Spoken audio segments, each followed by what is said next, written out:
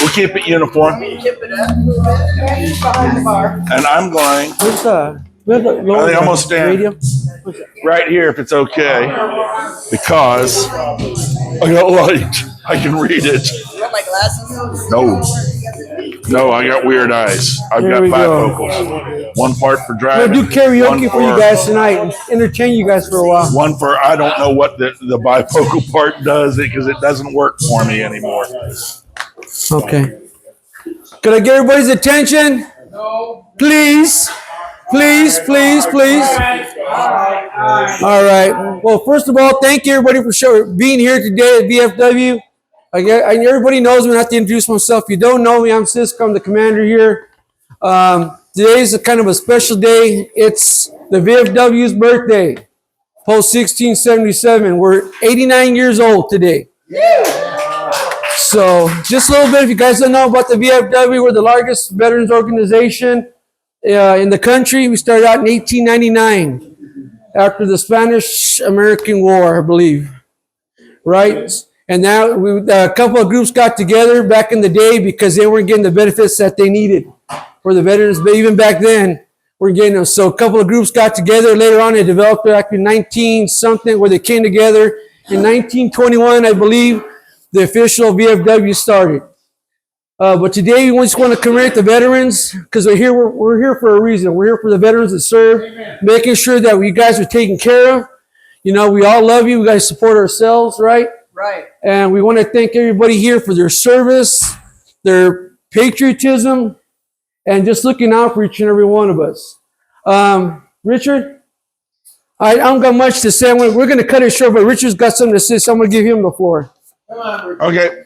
I've been in contact with one of our post members who now lives in Tempe, but was once our adjutant and historian, who started writing a book about 1677. And I'm taking an excerpt from several chapters of his book.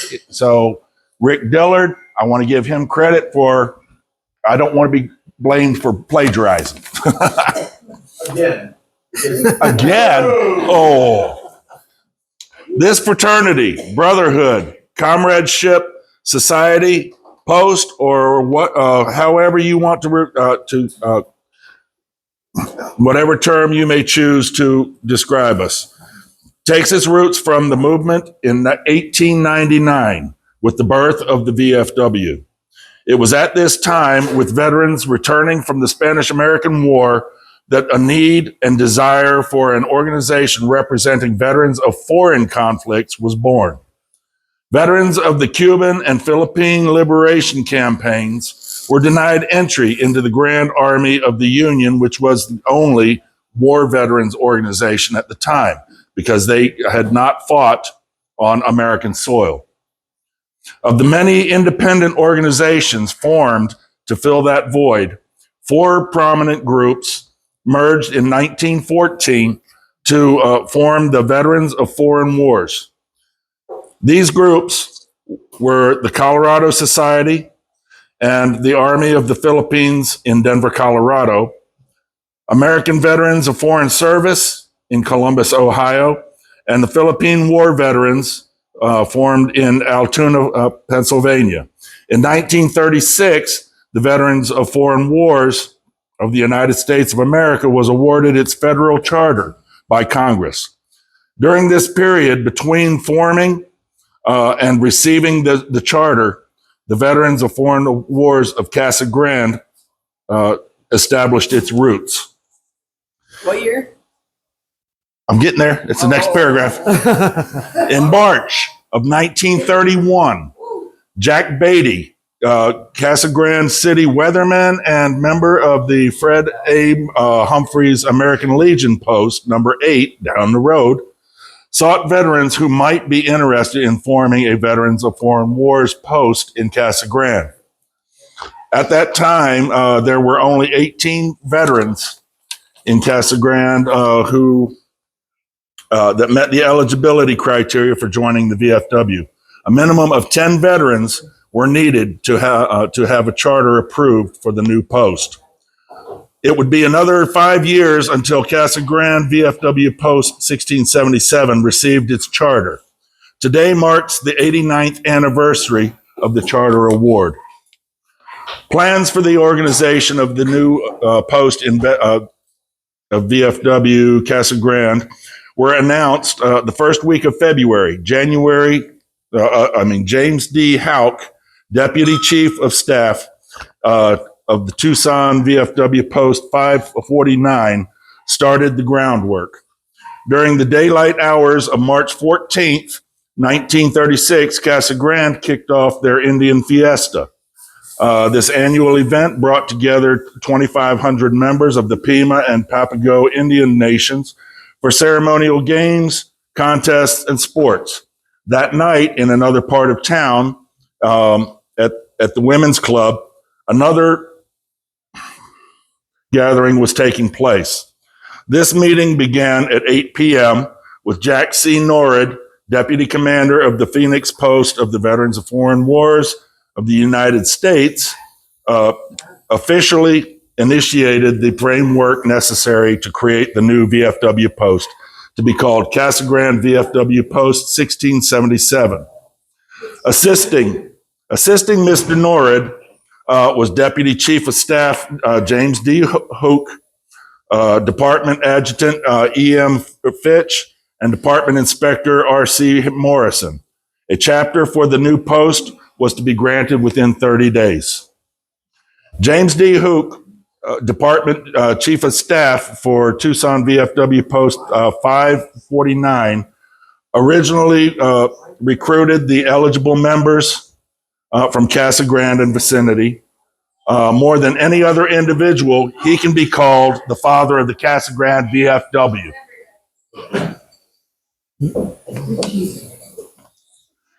On March 20th, the initial voting process for new officers of the fledgling VF, excuse me, That is,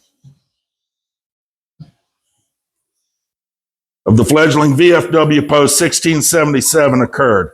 Roy T. Johnson was voted in as the first commander. William Burns, commander of the Tucson VFW Post, and Melvin Shumway, commander of Mesa VFW Post, attended this meeting. The newly initiated officers immediately went to work. The first business meeting of the post took place on April 22nd at the Casa Grande City Hall. Also in April, Commander Roy T. Johnson, ceremony is in progress. Please hold it down. Okay. And Willard Holmes became the post's first attendees at the annual statewide VFW encampment that took place that year in Yuma. The first VFW dance in Casa Grande took place in May 2nd at the Women's Club with a radio orchestra from Tucson providing entertainment. On May 23rd, VFW Post 1677 conducted their first Buddy Poppy Drive. Proceeds from the drive went to approximately 170,000 veterans and their families in the United States who were receiving less than $30 a month in government disability compensation. Whoops.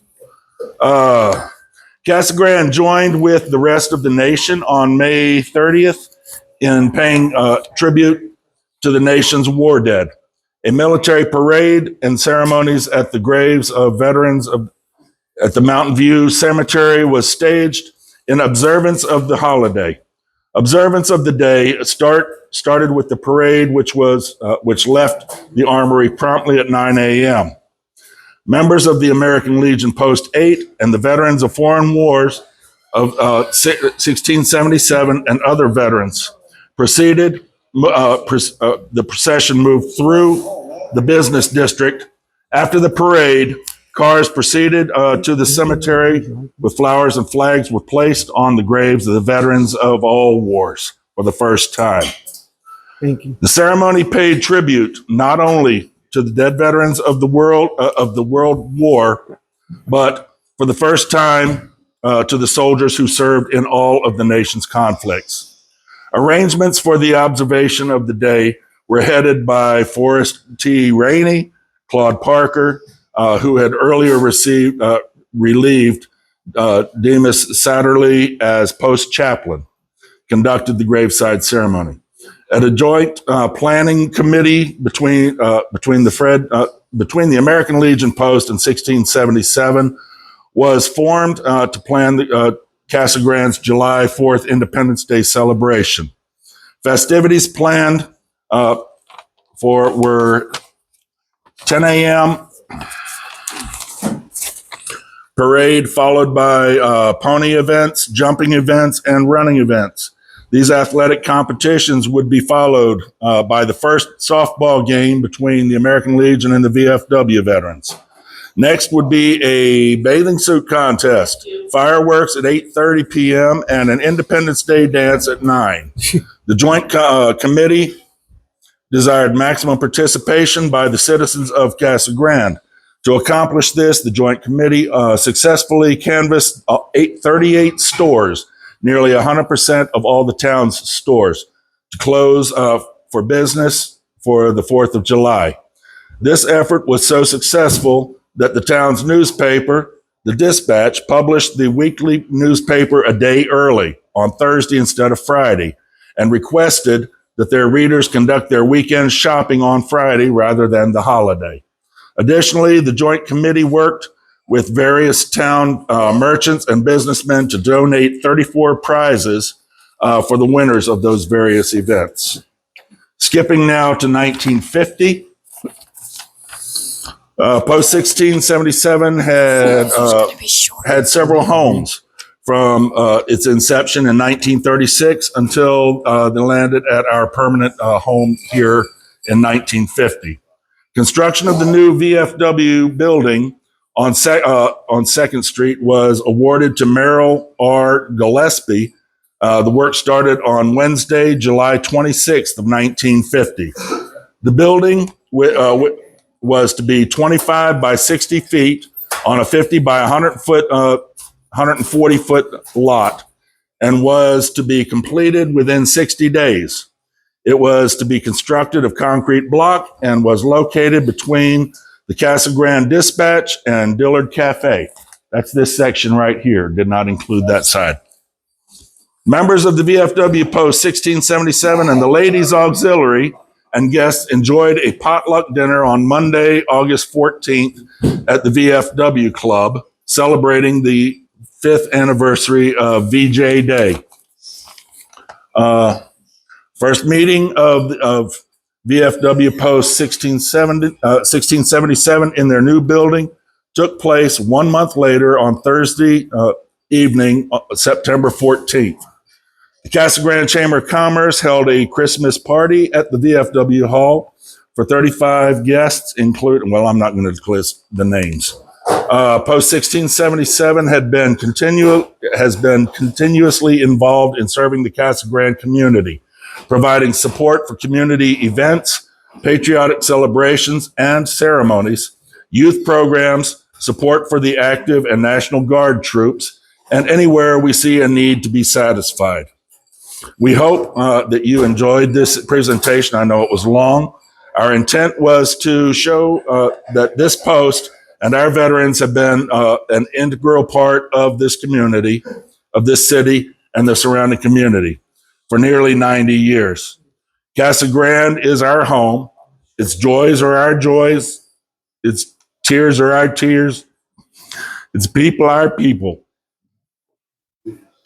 We're proud to be able to continue serving this community and hope that it continues well into the centennial.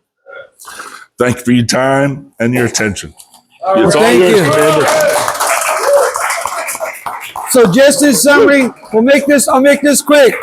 So just in summary, it seemed like the veterans and the people before us put a lot of work into this place, right?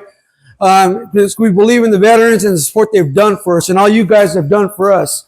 We appreciate you guys who are non-members, who are auxiliary, who have supported us and supported the veterans here, because that's what we're about.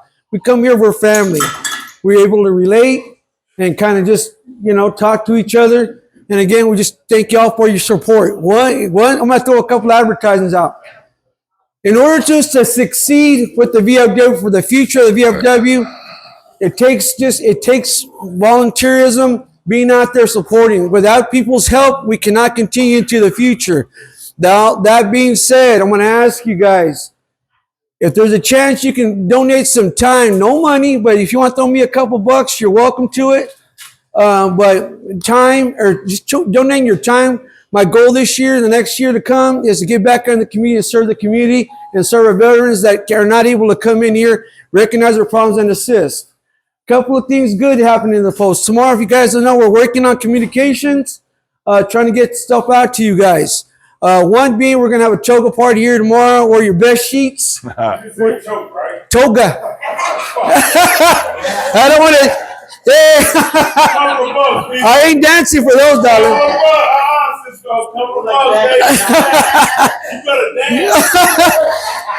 So toga party tomorrow starts at 6 o'clock. We're just going to have a couple of finger food out there. Wear your best sheet.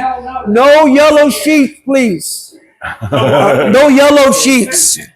Second also, one event we're going to recognize is that the 29th of this end of this month is Vietnam Veterans. Well, small. What year is it? What's that?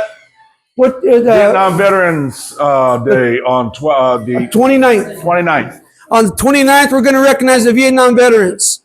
Again, we're going to have a small ceremony kind of recognizing and thanking for the efforts they did for us. Because you all know the story. They didn't get the welcome they should.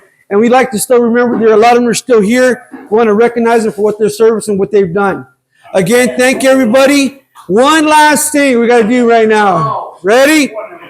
Happy birthday to you. Happy birthday to you. Happy birthday, dear VFW. 600th birthday to you. Hey. Thank you. Many more. Thank you.